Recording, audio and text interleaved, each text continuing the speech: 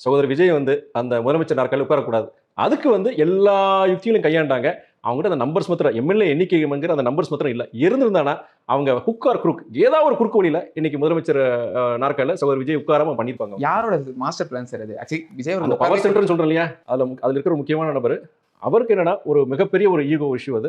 எப்படி வந்து சகோதரர் விஜய் வந்து அங்க உட்கார்ற அந்த முதலமைச்சர் நாற்காலி உட்கார்றது, நம்ம அந்த அரங்கத்துக்குள்ள எப்படி போறது, இது வந்து அவருக்கு வந்து அது ஒரு மக்கள் பிரச்சனையாவோ ஏதோ பார்க்கலாம். மனசுக்குள்ள ஒரு மிகப்பெரிய ஒரு ஒரு அவருக்கு வந்து ஒரு ஒரு வெறுப்பு. முதல்ல விஷயம் என்னன்னா, நான் தனிப்பட்ட துரை வைகோ அரசியலுக்கு அப்பாற்பட்டு நான் எம்டிஎம்கே எல்லாம் விட்டுருங்க. எனக்கு என்னன்னா தமிழ்நாட்டு அரசியல்ல சாதி மத பிரிவினைவாத அரசியல் பண்ணாம மக்களுக்கு நான் நல்லது செய்வேன் அப்படின்னு சொல்லிட்டு ஒத்த பைசா கொடுக்காம இன்னைக்கு ஒரு அரசாங்கம் அமைச்சிருக்கிறாரு சகோதரர் விஜய். இது வந்து ஒரு மிராக்கிள், மிகப்பெரிய ஒரு அதிசயம்.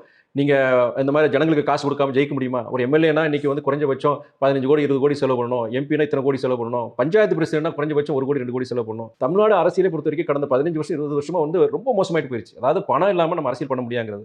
அது வந்து இன்னைக்கு ஒரு மிகப்பெரிய ஒரு ஆச்சரியம், ஒரு மிராக்கிள். என்னன்னா இன்னைக்கு தமிழ்நாட்டு அரசியல்ல இன்னைக்கு சகோதரர் விஜய் அது கொண்டு வந்திருக்காரு. சாதி மத பிரிவினை அரசியல் பண்ணாம ஜனங்களுக்கு நான் நல்லது செய்வேன், இன்னும் நல்ல ஒரு ஊழலற்ற ஒரு அரசாங்கத்தை நான் கொடுப்பேன் நான் அப்படின்னு சொல்லிட்டு இன்னைக்கு அவங்க ஜெயிச்சு வந்திருக்கிறாங்க.